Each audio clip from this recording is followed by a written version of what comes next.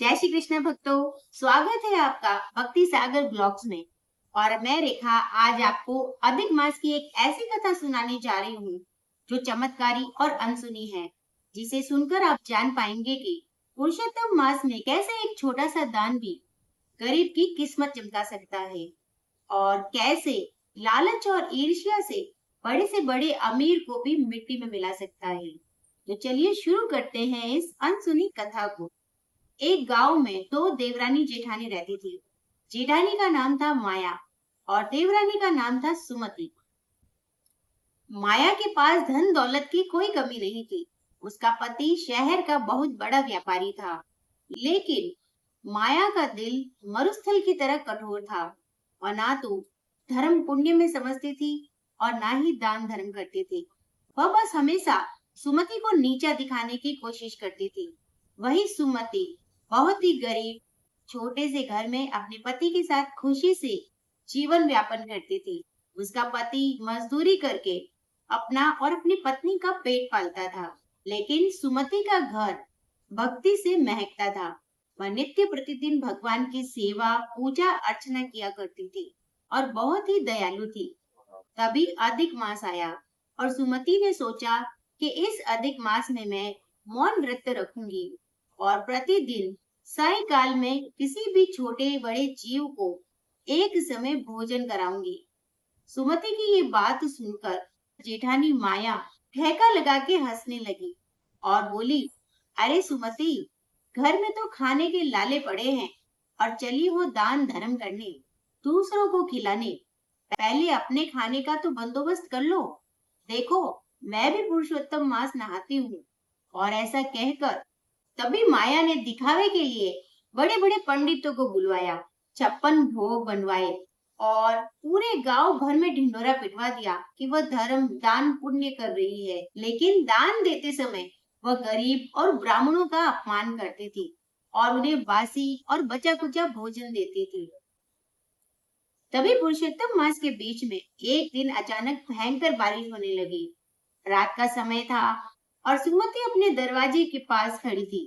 तभी वहां एक बूढ़ा वृद्ध ब्राह्मण, जिसके हाथ पैर कीचड़ से सने थे, वह दरवाजे पर आया और सुमति से बोला, अरे बेटी, 3 दिन से कुछ नहीं खाया, अगर कुछ खाने को हो तो मुझे दे दो। तभी सुमति रसोई में गई और उसने देखा कि एक मुट्ठी चावल पड़े हैं जो कि उसके पति के लिए रखे थे। तभी सुमति सोच में पड़ गई और उसने सोचा कि मेरे पति तो भूख बर्दाश्त कर लेंगे, लेकिन यह वृद्ध ब्राह्मण जो कि 3 दिन से भूखा है, वो कैसे भूख बर्दाश्त करेगा। और पुरुषोत्तम मास भी चल रहा है। इस समय याचक को खाली हाथ निकालना पुरुषोत्तम मास के पुण्य को क्षीण कर देता है। उसने वो एक मुट्ठी चावल पकाए और उस वृद्ध ब्राह्मण को खिला दिए।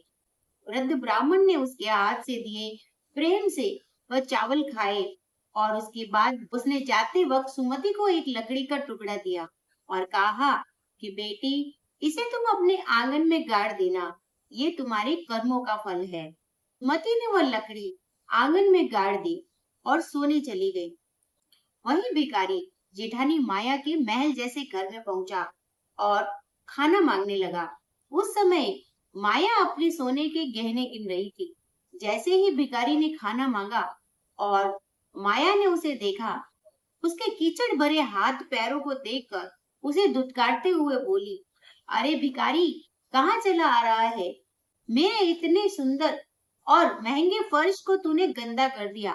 चल निकल यहाँ से, कल आना जब नौकर सफाई कर ले। और बस उसने उस भिखारी को धक्का देके दुत्कार के निकाल दिया। वही सुमति जब सुबह उठती है और आंगन में जाती है तो देखती है कि उस लकड़ी के टुकड़े की जगह एक बहुत ही बड़ा विशाल पारिजात का वृक्ष खड़ा है।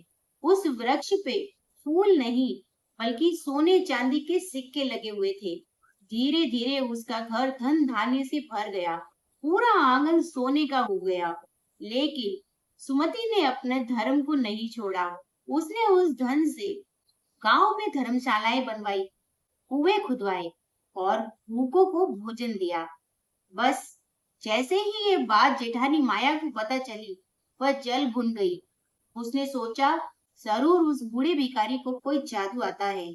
उसने सैनिकों को आदेश दिया कि जाओ और उस बूढ़े भिखारी को ढूंढ कर मेरे घर लेकर आओ।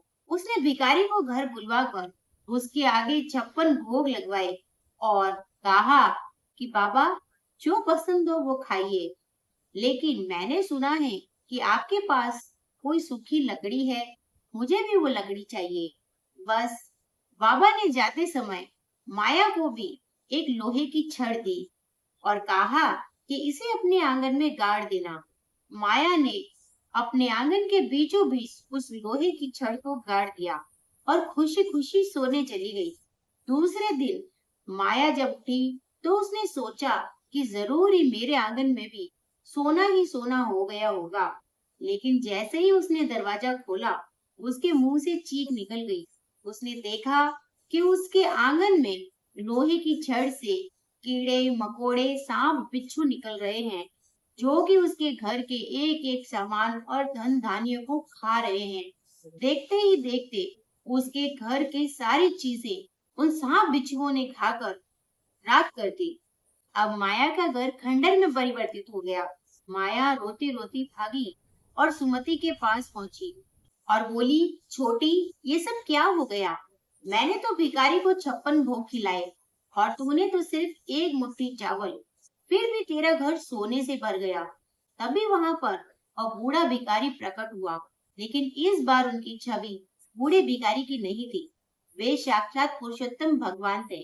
उन्होंने कहा, माया, दान अन्न का नहीं, भाव का होना चाहिए। सुमति ने अपने हिस्से के आखिरी 4 दाने भी मुझे प्रेम से खाने को दिए और इसीलिए उसके घर में सोना हुआ। लेकिन तुमने ईर्ष्या और लालच में आकर दान किया, इसीलिए तुम्हें तुम्हारे कर्मों का फल मिला। तभी माया को अपनी गलती का बोध हुआ और उसने सुमति के पैर पकड़ लिए और अपनी सारी बुराइयों का त्याग कर दिया। अब दोनों देरानी जेठानी बहनों की तरह रहने लगी। दोनों ने पुरुषोत्तम मास का उद्यापन किया और अंत में वैकुंठ धाम को गई। तो बोलिए पुरुषोत्तम देव की जय। तो भक्तों, इस कथा से हमें सीख मिलती है कि भगवान के दरबार में दान का भाव देखा जाता है, सच्ची भक्ति देखी जाती है, हमारा धन और दिखावा नहीं। सुमति की तरह अगर हम भी सच्चे भाव से किसी गरीब की सेवा करते हैं तो भगवान हमारे जीवन के सूखे आंगन को भी खुशियों से भर देंगे। अगर आपको ये कथा अच्छी लगी हो तो कथा को लाइक करके शेयर जरूर करें, ताकि इस महिमा को और लोग भी जान सके। अगली कथा के लिए चैनल को सब्सक्राइब करना ना भूलें। कमेंट में जय पुरुषोत्तम देव लिखकर अपनी हाजिरी जरूर लगाएं। मिलते हैं अगली कथा में। जय पुरुषोत्तम देव, जय श्री कृष्ण।